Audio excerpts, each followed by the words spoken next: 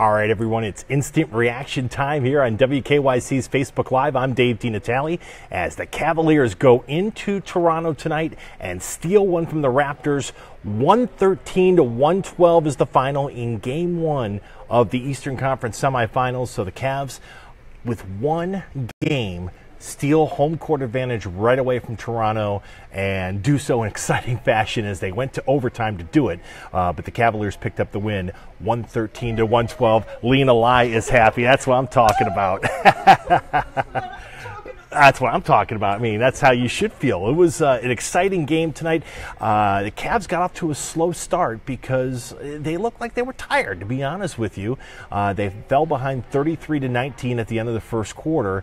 And LeBron in the second quarter was, and he and the unit that Tyronn Lue put out there, absolutely critical.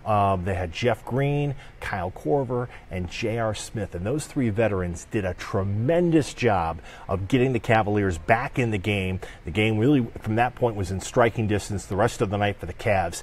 And I don't know about you folks at home, but you could just tell, even when Toronto was up 4 or 5 in the fourth quarter, this went back to something Jim Donovan and I had talked about earlier on the Donovan Live postgame show. You don't feel with this Toronto Raptors team that there's somebody in there that you can give the ball to and say, okay, go close this game out for us. Go win this game for us. And when I watched Toronto tonight, there was just nobody there at the end to say, okay, follow me in and we are going to win and we're going to finish this off. And they kept leaving the Cavs in it, and finally the Cavaliers were able to take advantage of it. And yeah, Christy says the land came in and took it. That's exactly what they did. And a lot of heroes in tonight's game. And I got to tell you, that really is going to go a long way for the confidence of this team in this series and hopefully in future series, because it wasn't just the LeBron show tonight. He was great. He had 26 points. He had 13 assists. He had 11 rebounds.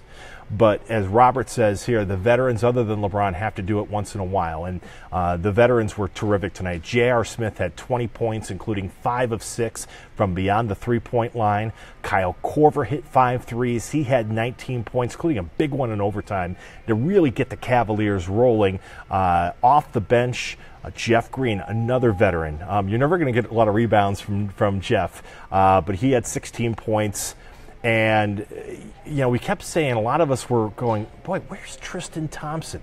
Why isn't Tyronn Lue playing the guy who really was unofficially the best, for me, the key player in that win on Sunday, next to, of course, LeBron and the 45 points. But, you know, it was Thompson's double-double that I thought really was a big spark in that win against Indiana. And really, we didn't see a lot of Tristan early on. But as Jonas Valanciunas was starting to really put up big numbers, Ty Lue inserted Tristan Thompson, and Tristan was magnificent tonight. Carol, you are exactly right.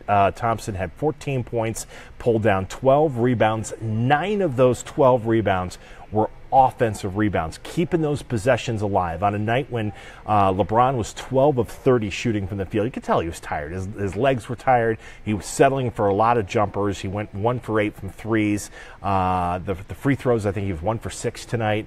So on a night when LeBron, I think, physically was exhausted and gave you what he had in 47 minutes, the fact that you had 4 other guys in double figures tonight, I thought was big. I also want to point out, Kevin Love was god-awful in the first half. Ty Lue took him out 6 minutes into the game, or maybe even less than that in the first quarter. Didn't see much of Kevin after that until the fourth quarter. Love was terrific in the fourth quarter. Came in, had 5 quick points for the Cavs, and played some really good defense, because if you watch Toronto, they love to switch with those guards, with those big guards, DeRozan and Lowry, and Love did a good job helping out on the baselines and not allowing the guards to drive around, just helping out Tristan Thompson. I thought that was big. He finished with 7 points and 13 rebounds.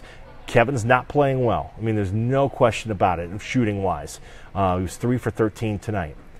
But at least he's getting rebounds. 13 rebounds tonight for Kevin. That's big. And the fact that he's not a liability on defense, that is big as well. So when you add it all up, folks, this was one that Going in, my hope was the Cavs could go and steal one and steal tonight, because psychologically you just sit there and you wonder if Toronto's going to crack, because they just cannot beat LeBron and the Cavs. And think about when the Cavs, those of you who are old enough, you remember those Cavs teams in the late 80s and early 90s. They were very good. They had all-star players, but they couldn't beat Michael Jordan. They couldn't do it. This couldn't do it. And you look at Toronto, they had a 4-point lead, and they couldn't put LeBron and the Cavs away. And, the more games like this you have happen, the more your psyche cracks. And, Fred VanVleet, first thing, trying to pick a fight with LeBron, which is laughable in itself. But if he's the guy taking your last shot, advantage Cavs. I mean, no offense to VanVleet, but when that shot went in the air, there's no chance he was going to make that shot. It's just, it's up there and go.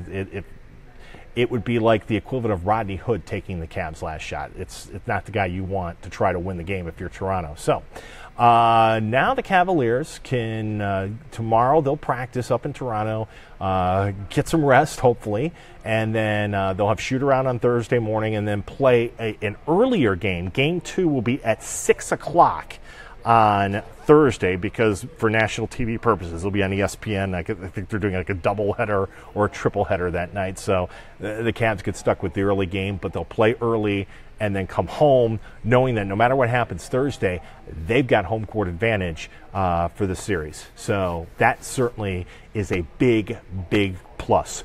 113-112, the Cavs win to take a 1-0 series lead here in the Eastern Conference semifinals. Jimmy will have highlights for you coming up here in just a second on Channel 3 News, plus Betsy's got the weather, and we'll have more coverage here at WKYC.com.